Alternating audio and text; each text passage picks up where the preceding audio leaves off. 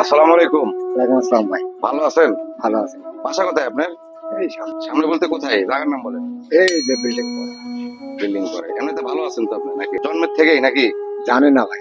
আমি আসার পরে দেখি আমার তাও জানেন না মানে আপনি জানেন না এটা কখন হয়েছে এটা বলতে পারেন না। আমার আব্বু আম্মু মরে গেছে, আমি কারে দিলাম। আমার আব্বু আম্মু বিয়ে করাই না। আপনি বিয়ে করেন না? বিয়ে করাই নাই তো। মানে করাই নাই আপনিও করেননি এই তো। জানি। এই অবস্থায় আছেন। তো এখন কি বিয়ে শাদী দিলে করবেন? ভাই বিয়ে শাদী দিলে তো টাকা পয়সা লাগবে। এমনিতে সারা দিনে আপনি যে ইনকাম করেন কত ইনকাম হয়?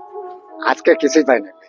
আজকে পান নাই কিছু? আজকে মনে হয় আপনি কি আজকে দুপুরে খানা খাইছেন? না, তো দুপুরে খানাও খান নাই? না, পাই না, এটা খাবো কেন? দেখুন আসলে উনার দুইটি পাই বিকল একবারে মানে অচল বলা চলে। মানে কোনো আপনার দুই পা দিয়ে তো কোনো কাজ হয় না, আপনি এই হাঁটু দিয়ে হাঁটেন মূলত, তাই না? দেখ ইনশাল্লাহ আমি হয়তো আমার অর্থ নেই, তাই ইনার মতো লোকদের আমি হয়তো বেশি সহযোগিতা করতে পারতেছি না। আপনারা অবশ্যই যদি পারেন, যেহেতু ইনার বাসা ঈশ্বরদীতেই, আপনারা ইচ্ছা করলে উনাকে দান করতে পারবেন, কারণ উনার মতো অসহায় লোকদের দান করলে আপনার টাকা বিফলে যাবে না, আশা করা যায়। কারণ দুপুর টাইম এমন ওনার জন্য ছোট্ট একটি লাঞ্চের ব্যবস্থা করেছি, আর হয়তো অল্প কিছু টাকা দিব ওনাকে। হ্যাঁ আচ্ছা ঠিক আছে, আপনি আপনি নেন।